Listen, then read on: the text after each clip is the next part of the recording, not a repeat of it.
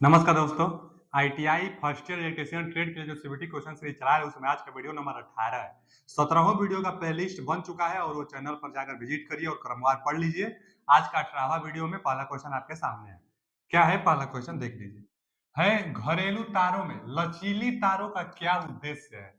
मतलब देखिए इंग्लिश में फ्लेक्सिबल जो कोर होती है, जो फ्लेक्सिबल कंडक्टर होती है, उनका क्या लाभ है? तो लाभ तो यही ना है कि फ्लेक्सिबल होगा तो आप आसानी से अपने आवश्यकता अनुसार उसको आकृति में मोड़ लेंगे, कहीं भी ले जा सकते हैं, उसको अपने व्यवस्था अनुसार साइज में भी उसको कलेक्ट कर सकते हैं। तो क्या ट्रांसपोर्टेबल करने में आसानी हो रहेगा। खूब कड़ा वायर हो जाए, कड़ा वायर, तो उसको आसानी से अपना कहीं ले जा सकते हैं और ना ही ट्रांसमिशन लाइन में अपने घरों में आप बिछा सकते हैं। तो वही पूछा है कि फ्लेक्सिबल का क्या लाभ है। तो क्या लाभ है? तो कनेक्शन ट्रांसपोर्टेबल अप्लियंस, मतलब क्यों चाहिए ट्रांसपोर्टेबल उपकरण कनेक्शन करने के लिए आसानी होगी फ्लेक्सिबल का। वही पूछा है कि घरेलू तारों में लचीली तारों का क्या उद्देश्य है। तो कनेक्शन करने में आसानी होगी। D option is a right answer. आगे अगला क्वेश्चन, किस परिपथ भंजक का उपयोग 100 एम्पियर धारा रेटिंग से ऊपर के लिए किया जाता है? देखिए घरों में जो एमसीबी परिपथ भंजक मतलब ना सर्किट ब्रेकर, जो घरों में सर्किट ब्रेकर होता है वो कौन सा, हम लोग कहते हैं एमसीबी बंद कर दो, स्विच बंद कर दो एमसीबी का, एमसीबी एमसीबी, तो वही घरों में प्रयोग होता है। जो एमसीबी होता है ना, एमसीबी देखिए इसमें होगा एमसीबी, इसका फुल फॉर्म क्या होता है? Miniature circuit breaker. तो एमसीबी 100 एम्पियर से कम के लिए वैलिड होता है, मैक्सिमम ज्यादातर 63 एम्पियर, 63 एम्पियर मैक्सिमम। 100 एम्पियर से कम के लिए एमसीबी और 100 एम्पियर से ज्यादा के लिए एमसीसीबी, माने इसी का बड़ा भाई, एमसीबी का बड़ा भाई एमसीसीबी। क्या है? एमसीसीबी, ये सी ऑप्शन। इसका फुल फॉर्म क्या है? Moulded case circuit breaker.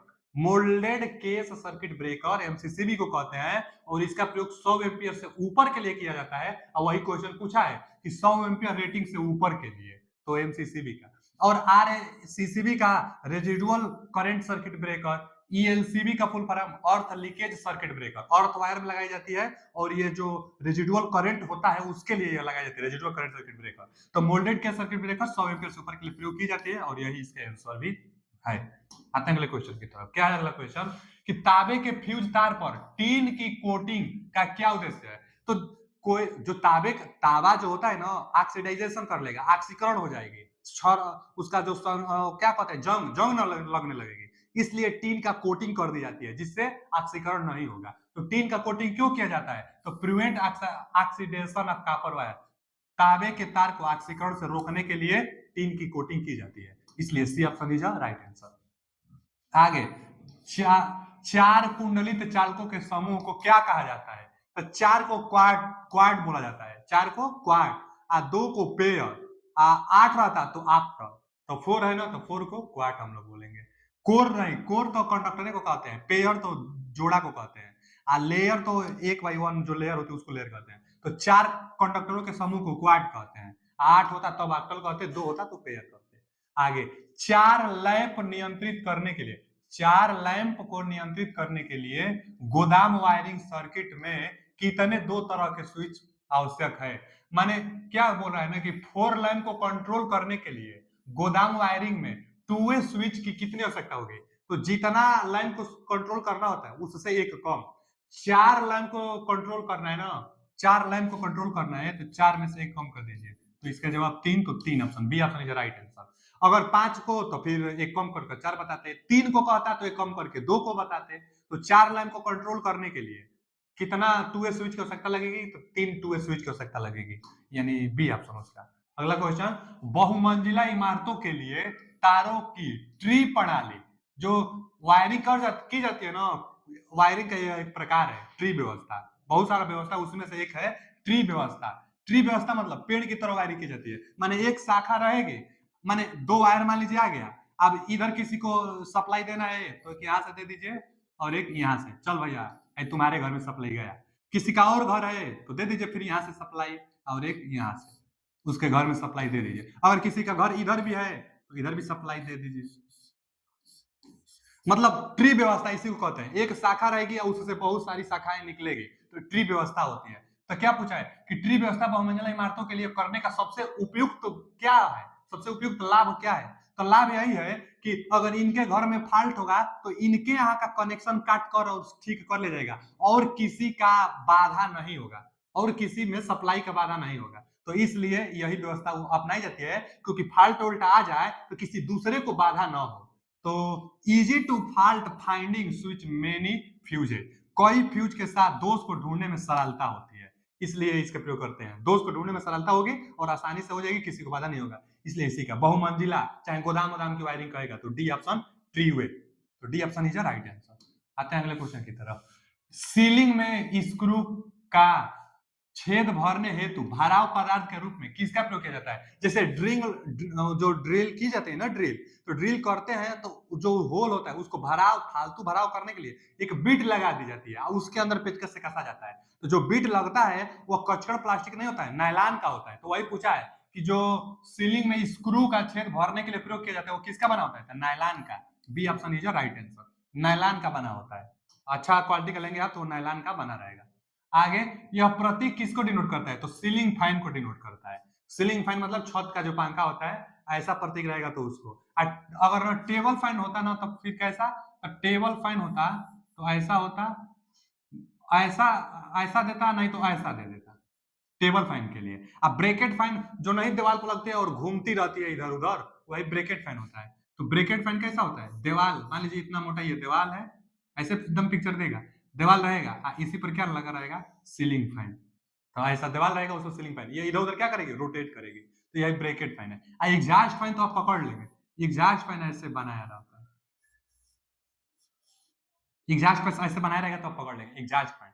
तो ये कौन किसका था? सीलिंग फैन का। केवल बस ऐसे दिया रहेगा सीलिंग फैन, बड़ा करेगा तो गोला से घेर देगा, तो गोला से घेरने से कोई दिक्कत नहीं है। तो ये क्या है? Ceiling fan. B option is right answer, B option. आते हैं अगले क्वेश्चन की तरफ। ये किसको बता रहा है? तो ड्राई रीड सेल को बताता है। फिगर दिमाग में बैठा लीजिए, पूछ सकता है एग्जाम में आपके। तो क्या कहते हैं? Dry read relay, dry read relay इसको कहते हैं। इंपल्स रिले हम बताए थे, जो एसी और डीसी दोनों पर जो काम करती है, एसी डीसी, उसी को हम बताए थे इंपल्स रिले। क्वेश्चन आया था एक बार। तो जो इंपल्स रिले था एसी डीसी दोनों पर कार्य करता है, और ड्राई रीड रिले जो है, ड्राई रीड रिले, यह इस सिंबल का डिनोट करता है। बी ऑप्शन इसका। आगे, यह किसको डिनोट करता है? तो इंस्टॉलेशन प्लान को डिनोट करता है। क्या है इंस्टॉलेशन? इंस्टॉलेशन जो प्लान है ना, इसमें कितना वायर है, क्या क्या लगाए, ये सब उतना डिनोट नहीं करेगा, कवर से बाहरी से डिनोट कर देगा। जैसे देखिए यहाँ पर क्या लगा है? यहाँ पर एक जंक्शन लगा है, यहाँ पर ये क्लिप लगा है, यहाँ पर क्लिप लगा है, क्लिप लगा है, यहाँ डिस्ट्रीब्यूशन बोर्ड, यहाँ पर क्या लगा है? बेंड लगा है, एल्बो लगा है, जंक्शन लगा है। तो ये सब अगर लगेगा ना तो इंस्टॉलेशन किया जा रहा है। सिस्टमेटिक को सर्किट डायग्राम कहते हैं। सर्किट डायग्राम में ना क्या क्या यूज हुआ है? पंखा यूज हुआ है कि बल्ब यूज हुआ है, तो ये सब टू वे स्विच यूज हुआ है कि नहीं हुआ है, तो वो सब कहता, तभी हम लोग सर्किट डायग्राम कहते हैं। वायरिंग डायग्राम में वायर की संख्या दी गई होती है आपको, कि ये न्यूट्रल वायर है, ये फेज वायर है, न्यूट्रल वायर इससे कनेक्ट है, तब इसको वायरिंग डायग्राम कहते हैं। लेआउट डायग्राम तो जानते ही आप, लेआउट वाला जो हम कल बताए थे आपको। तो क्या सिस्टमेटिक डायग्राम भी नहीं है, ये इंस्टॉलेशन का है। इंस्टॉलेशन, सी ऑप्शन उसका सही है।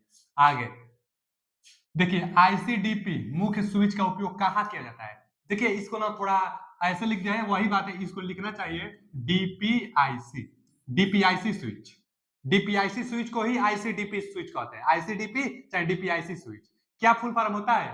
तो double pole iron clad, double pole iron clad, double pole iron clad. एक और भी होता है टीपीआईसी, तो ट्रिपल पोल आयरन क्लैड भी कहते हैं।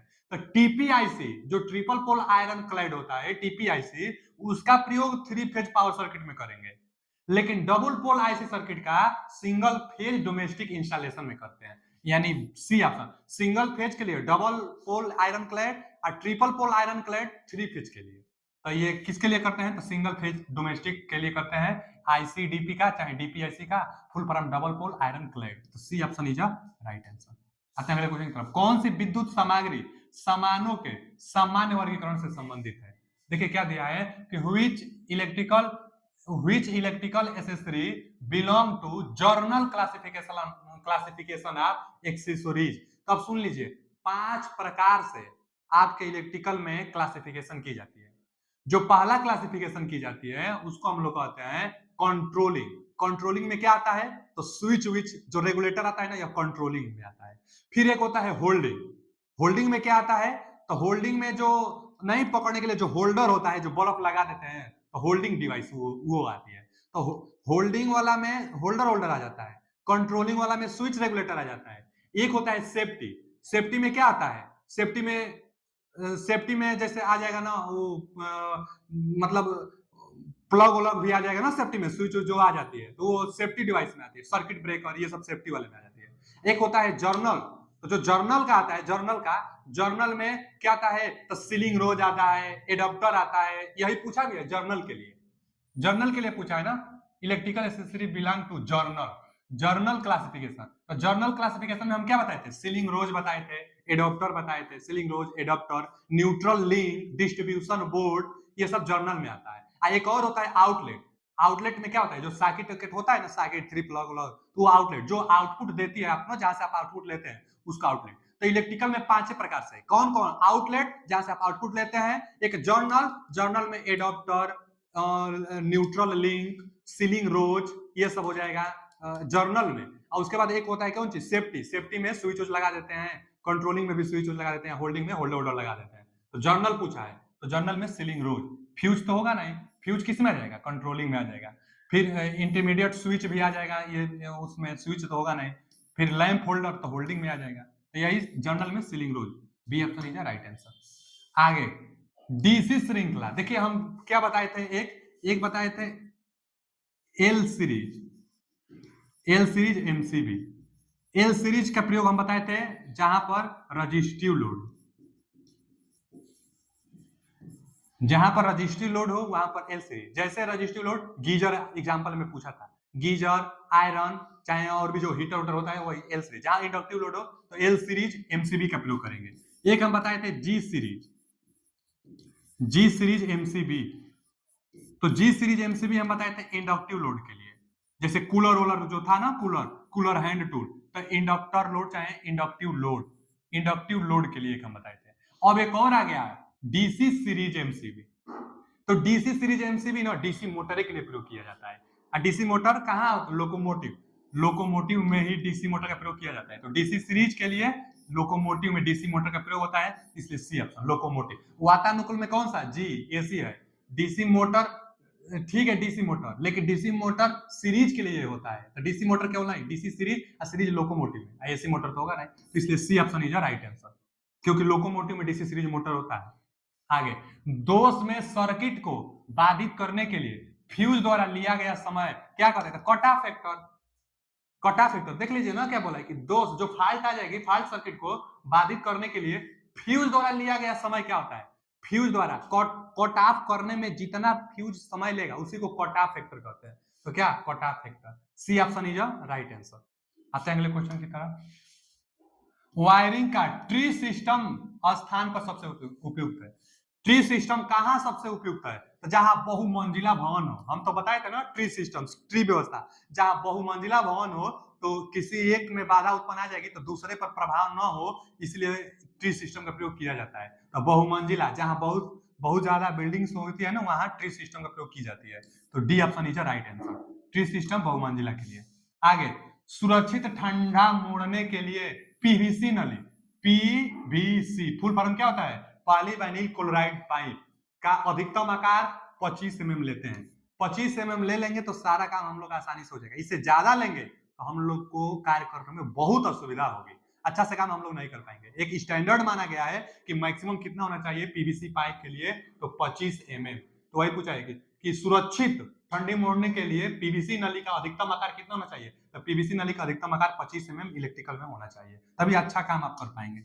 आगे आज का last question, home theatre wiring और पावर वायरिंग के लिए अलग वायरिंग की सिफारिश क्यों की जाती है? देखिए होम थिएटर इंटरफेरेंस होता है, और पावर सर्किट, जैसे पावर सर्किट जहां पर भारी लोड आप चलाते हैं, गीजर, एसी, जो भारी लोड जहां चलाते हैं, हीटर, तो उसको पावर सर्किट कहते हैं। होम थिएटर एक सर्किट, तो दोनों को अलग अलग वायरिंग की जाती है। क्यों? क्योंकि इंटरफेरेंस की समस्या होती है, व्यतिकरण की समस्या होती है। तो इंटरफेरेंस जहां दिख जाए, इसमें दिखेगा ना एवॉइड इलेक्ट्रिकल, मतलब व्यतिकरण से बचाने के लिए। उनमें दोनों में व्यतिकरण मतलब दोनों का सिग्नल एक दूसरे से प्रभावित न हो सके, इसलिए अलग अलग वायरिंग की जाती है कि दोनों एक दूसरे का सिग्नल प्रभावित न हो। क्योंकि पावर बहुत ज्यादा लेता है पावर सर्किट, तो प्रभावित होने लगेगी, एक ही रहेगी तो इसलिए अलग अलग होता है कि प्रभावित ना हो। तो ठीक है, आज के लिए इतना ही, मिलते हैं अगले वीडियो में नए अध्याय के साथ। थैंक यू, धन्यवाद। इसी का आगे अगले अध्याय में करेंगे। थैंक यू, धन्यवाद।